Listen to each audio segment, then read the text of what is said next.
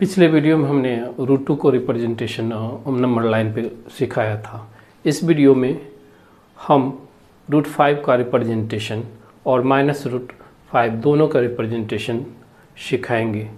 तो बने रहिए 2 मिनट इस वीडियो में। टेक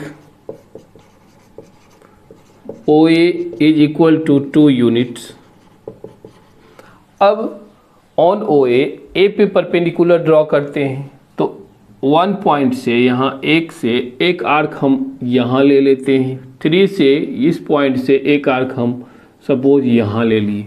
ये जहाँ पे इंटरसेक्ट किया वहाँ से एक परपेंडिकुलर ड्रॉ करते हैं जो A पॉइंट पे आता है और इस तरह से अब AB को हम 1 यूनिट 1 to 1 यूनिट सपोज है, AB को हम 1 यूनिट कट कर लेते हैं और ये पॉइंट B हो गया, ये 1 यूनिट है और OB को ज्वाइन कर देते हैं। ज्वाइन OB हमने यहाँ ज्वाइन OB और 1 यूनिट हमने AB लिया एंड AB इक्वल्स 1 यूनिट और जो परपेंडिकुलर ड्रॉ हुआ ये 90 डिग्री है विथ एंगल 90 डिग्री। देन यहाँ लिख सकते हैं ड्रॉ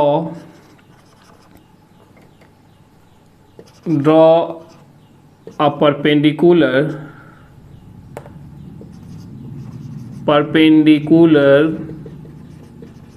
ऑन किस पे, OA पे ना, OA at A with 90 degree, with means कर सकते हैं A एट A विथ एंगल A हो जाएगा 90 डिग्री। अब एंगल A 90 डिग्री है और ये टोटल OB हमने रखा, सॉरी OA रखा 2 यूनिट, तो यूज कर लेंगे Pythagoras theorem. Then Pythagoras theorem OB square is means hypotenuse की स्क्वायर हो जाती है पाइथागोरस में, OA की स्क्वायर प्लस AB की स्क्वायर। अब OA 2 की स्क्वायर है, ये 1 की स्क्वायर है, हमें रिजल्ट आएगा 4 + 1 means therefore OB is equal हो जाएगा √5 के। मीन्स ये हमें √5 ऑब्टेन हुआ, यानी by using Pythagoras, by using Pythagoras theorem. अब इस √5 में O सेंटर ले लेंगे, सर्किल हमें ड्रॉ करना है क्योंकि जब सर्किल ड्रॉ करते हैं तो O सेंटर और रेडियस ये OB हो गया रेडियस, इस रेडियस को इस आर्क से ड्रॉ करेंगे तो सर्किल होगा। देन यहाँ लिख सकते हैं हम कि taking O as a center, taking O as a center and हमने OB को लिया रेडियस तो लिख सकते हैं OB as a radius.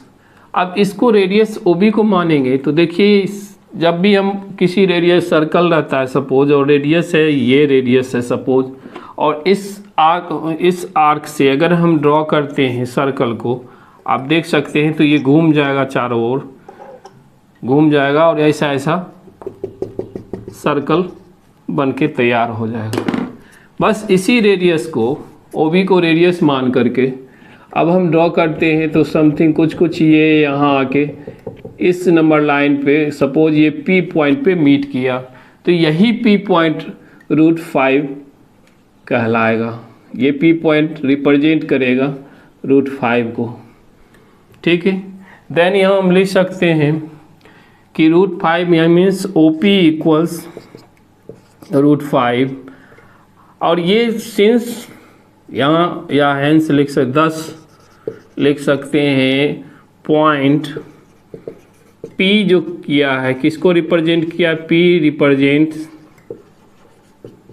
Represent किया है किसको, represents √5। Clear.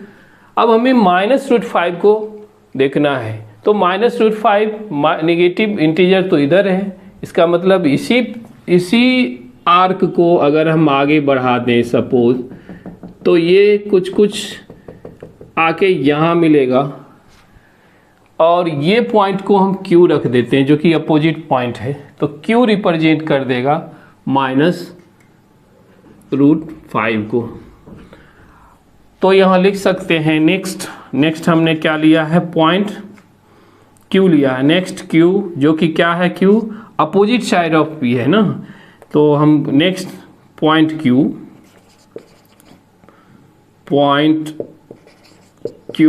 On the number line since यहाँ लिखेंगे Q क्या है, अपोजिट ऑफ P है, Q एंड P आर क्या है, अपोजिट है, अपोजिट साइड्स, ये अपोजिट साइड है। तो Q यहाँ रिप्रेजेंट कर रहा है -√5 को, तो यहाँ लिख सकते हैं कि OQ इक्वल्स OP,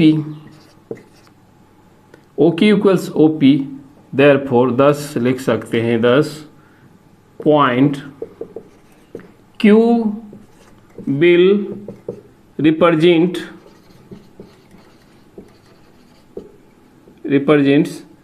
-√5। इस तरह से मेरा रिप्रेजेंटेशन हो गया। Thank you for watching. और कुछ और क्वेश्चंस अगर डाउट है इस चैप्टर में क्लास 9 ICSE और CBSE दोनों बोर्ड में, तो आप कमेंट करके लिख सकते हैं, हम उसका सॉल्यूशन तुरंत डाल देंगे।